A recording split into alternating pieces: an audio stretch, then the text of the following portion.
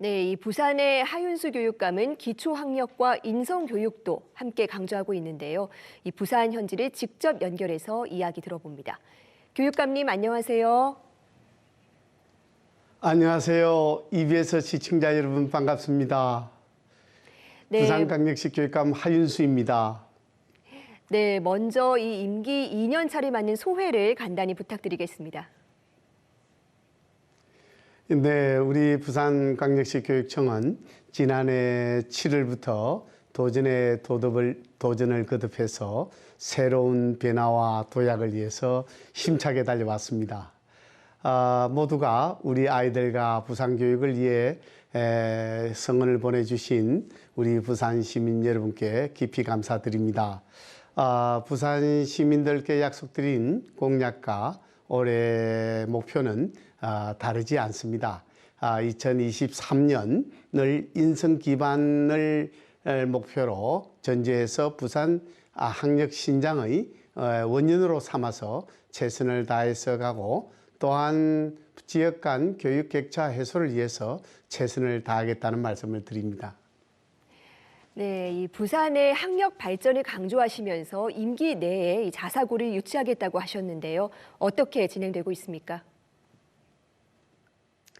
예, 그렇습니다. 부산은 지금 이제 우수 고등학교가 물론 이게 이제 이러다 보니까 결국은 인재가 유출이 되고 있는데요. 이런 의미에서 동서 교육 격차를 해소하고 지역 인재 유출을 방지하기 위해서 공사립 우수 고등학교를 설립 추진 중에 있고요. 지금 이제 부산에 이전하고 있는 금융 공기업들과 함께 자립형 사립고등학교 방안도 논의해 가고 있고 이 문제는 하반기에 구체적 윤곽이 날 것으로 생각을 합니다. 예. 예, 말씀하신 이 동서 학력 격차도 강조해 오신 부분인데 이 새 학기에는 어떻게 해소해 나가실 계획입니까? 예, 지금 오랜 우리 부산광역시에는 동서 간의 교육 격차가 심각한 부분인데 특히 우리 부산 교육 패널 조사 결과에 보면 서부상권의 학생의 학업 성취도가 동부상권에 비해서 낮은 것으로 조사되어서 이미 발표를 했습니다. 이러한 정확한 진단과 처방이 이루어지지 않아 가지고 지금까지 교육 격차의 해소에 어려움이 있었습니다. 그런 의미에서 제가 공약 제1호인 부산 학력 개발원을 설립을 하여 정확한 진단을 실시하고 있고요. 올 3월에 출범한 지역 간 교육 격차 해소 추진단이 중심이 되어서 향후 구체적이고 정확한 지역과 이러한 부분을 지금 교육 격차의 실태가 파악이 되는 대로 공식 발표를 할 예정입니다. 네, 학력에 대한 정확한 진단이 필요하다고 지적해 주셨는데요. 최근 2017년 이후 6년 만에 이 초등학교의 객관식 시험을 부활시키기로 하셨습니다. 이 창의력 신장 차원에서 지난 교육감 때는 폐지가 됐었는데 이번에 새로 도입하게 된 이유가 있습니까? 창의력은 결국 서술형만 가지고 창의력이 나오는 건 아닙니다. 객관식을 한다고 해서 창의력이 나타나지 않는 것도 아니고요.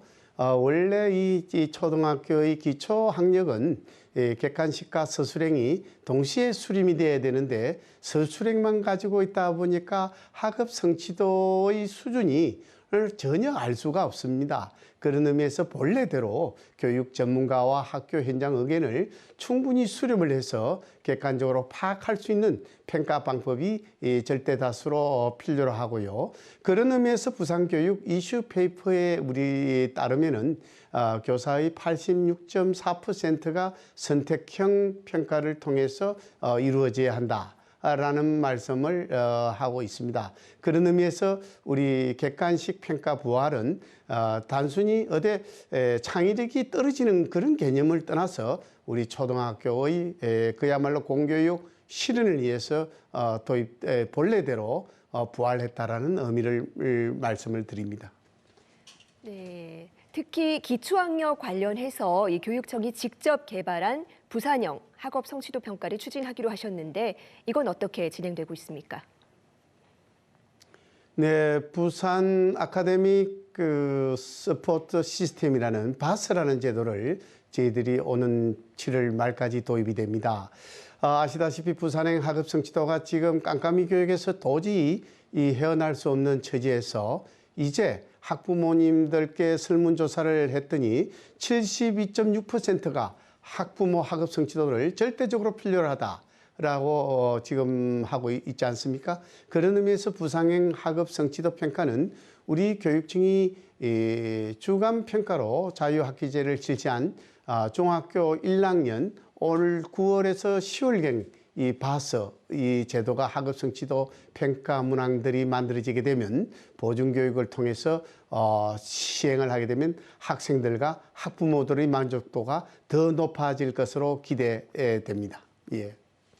네, 이번에는 인성교육으로 주제를 옮겨보겠습니다. 최근 우리 교육 현장에 학교 폭력이 다시 화제가 되고 있는데요. 체육 활동을 늘리는 아침 체인지 사업을 대안으로 제시하셨다고요? 네, 그렇습니다. 지금 마스크를 3년간 끼고 있다 보니까 우리 아이들이 부대낌도 없었고 특히 각 반에 학반에 있는 아이들 친구들 얼굴도 모르는 이런 입장이었지 않았습니까? 이래 마스크를 벗고 우리 운동장에서 함께 부대끼면서 서로를 이해하고 서로를 또 화해하고 용서하고 또 함께 협력하는 이런 인성의 교육이 되겠죠. 이러한 교육을 통해서 결국 건강도 체력도 증진이 되고 또 이렇게 되면서 대화의 폭도 넓어지게 되고 또한 그렇게 되면서 운동을 통해서 아침 뇌를 깨우게 하고 학력도 신장이 되면서 또 정신도 이 급식도 아주 잘 먹게 되고 학교 생활 만족도를 최대한 끌어올리는 아침형 이 체인지 운동 이것이야말로 저는 진정한 인성교육과 함께 더불어 가야 한다라고 해서 도입을 했던 겁니다. 네, 이와 함께 인공지능 교육도 강조하고 계십니다. 이 교육 현장에는 어떻게 도입하고 계십니까? 어떤 행태로든 중요하지 않은 정책은 없지요. 그 중에서 우리 챗 GPT 영역 부분 생성형 AI 이 교육인데요. 전국 최초로 우리가 지금 도입을 해서 시행을 합니다. 올 3월 신학기부터 교육복지 차원에서 중점 학교를 초중고등학교 한 40여 개의 학교를 선정해서 GPT 교육을 시행을 합니다. 최근에 진보한 GPT-4도 발표되었지만은 무엇보다도 GPT의 그 생성형 AI 기술 발전을 학생들이 이 윤리적 개념, 윤리적으로 이 책무성, 책임을 강화하고 인간성, 이 윤리성, 도덕성 차원에서 신기술과 접목되는 이 활용할 수 있도록 하는 이 통합형, 융합형 이러한 교육 정책을 추진할 계획입니다.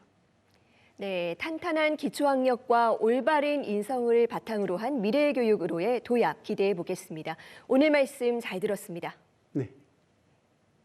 네, 감사합니다.